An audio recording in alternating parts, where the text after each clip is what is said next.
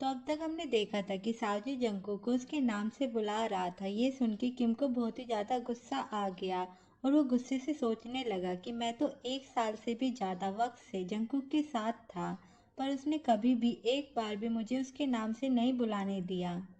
और ये सूअर जिसे वो एक एज अ पैट उसे अपने साथ रखता है, उसे क्यों कैजुअली उसके नाम से बुलाने को मिल रहा है? आखिर क्यों?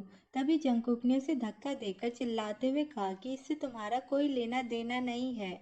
किम, मैं फिर से कह रहा हूँ, निकल जाओ यहाँ से। किम ने कहा कि जॉन जंगकुक, क्या आपने ही उसे ये परमिशन दी है? वो फिर से सोचने लगा कि जंगकुक और वो तो काफी दिन और रात से साथ ही रह रहे हैं, तो क्या ऐसा है कि बिना मेरे पता चले उन दोनों की रिलेशनशिप काफ़ी आगे बढ़ गई है? और जंगकुक सोचता है कि आखिर किम फिर से इतना ज़्यादा टेंट्रम क्यों दिखा रहा है? उसने ऑलरेडी मेरे साथ कितना बुरा कर दिया है। एटलीस्ट उसे फिर भी मैं भाई बुलाने दे रहा हूँ, पर उसे आखिर साहू से प्रॉब्लम क्या है? उसने चिल्लाकर किम से कहा कि तुम्हें इंसानी भाषा समझ नहीं आती। मैंने तुम्हें जल्दी से यहाँ से निकलने के लिए कहा। पर किम ने तो टेबल पर किक मारी जिसके ऊपर काफी सारे बोतलें और गिलास पड़े थे, और किम चिल्लाने लगा कि अच्छा मैं चला जाऊं, ताकि मेरे जाने के बाद फिर आप उसके साथ लवी डबी हो सको जैसे ही मैं चला जाऊंगा। मिस्टर जंकुक, सुन लो, मैं कहीं पर भी नहीं जाने वाला। जंकुक, आखिर उसके कंपेयर में मुझ में क्या बुराई है? आज आप मेरे साथ होते हो तो कल किसी और के साथ। आखिर आप ऐसा करके थकते नहीं हो? फिर जंकू कुछ बोलने वाला था उसे, पर उससे पहले सावजी ने हिम्मत करके बोल दिया, मतलब बोलने की कोशिश की, लेकिन उसकी आवाज़ किम जितनी लाउड नहीं निकली। उसने कहा कि प्लीज़ चले जाओ यहाँ से, ये मेरा घर है।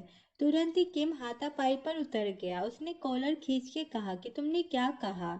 ये सीन देखकर जंकुक को एक पल के लिए थोड़ा सैड फील हुआ। जंकुक ऐसे लोगों को एडमायर करता है जो अपने अपोनेंट का सामना करे, जो अपना है उसके लिए फाइट करे कॉन्फिडेंटली, ना कि साउजी जैसा छोटा सा कमजोर सा लड़का जो मुसीबत आने पर कांपने लगे। जंकुक ने किम को रोका और उसके फेस पर जोर से स्लैप लगा दिया और चिल्लाया कि क्या तुम्हारा दिमाग सनक गया है? तुम किसी और के घर में घुसकर क्यों मुसीबत खड़ी कर रहे हो? तभी डोर बेल बजा, शायद वो किम का बड़ा भाई होगा। तो फिर जंकुक ने सावजी से कहा कि जाओ, जाकर दरवाजा खोल दो। सावजी तुरंत ही दरवाजा खोलने जाने लगा। तभी जंकुक ने कहा कि फिर तुम अंदर चले जाना, जिससे सावजी सैड हो गया कि आखिर मैं उन लोगों के मामलों में इंटरफेयर करने वाला कौन होता हूँ? मुझे कोई हक नहीं है। सावजी ने दरवाजा खोला और किम का बड़ा भाई आरएम अंदर आया, और जैसे कि जंकुक ने कहा था कि तुम दरवाजा खोलकर अंदर चले जाना, वैसे ही सावजी ने किया। और यहाँ पर आर्यन अंदर आते ही किम के फेस पर एक जोर से स्लैप लगा देता है और गुस्से से चिल्लाता है कि किम, तुम्हारे अंदर जरा भी शर्म नहीं बची है क्या?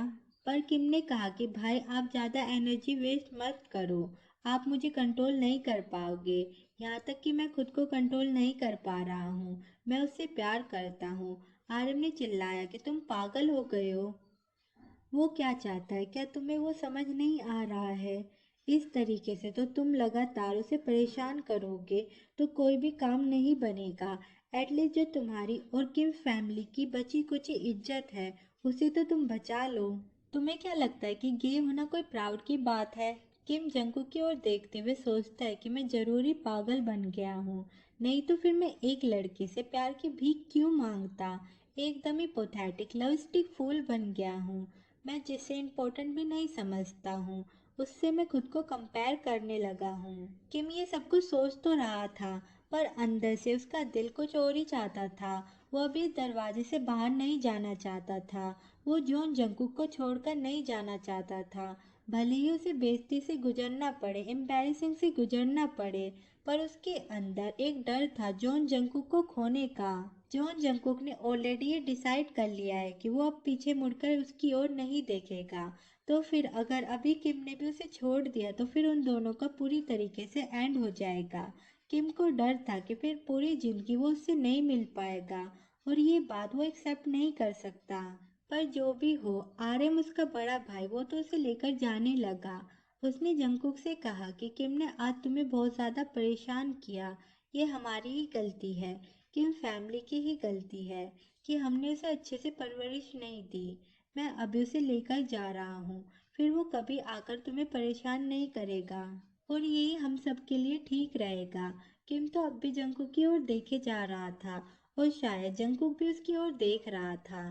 तो जब आर्यन ने चिल्लाया कि किम चलो चलते हैं, तब जंकुक ने दूसरी ओर देख लिया और आर्यन किम को धक्का मारकर बाहर ले गया।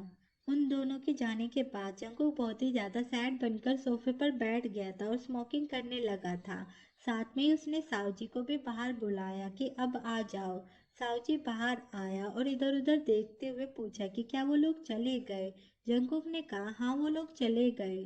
वो अपना सर पकड़ लेता है और कहता है कि अब मैं यहाँ पर तुम्हारे पास ज्यादा देर नहीं रुक सकता, मुझे कुछ काम ढूंढना होगा।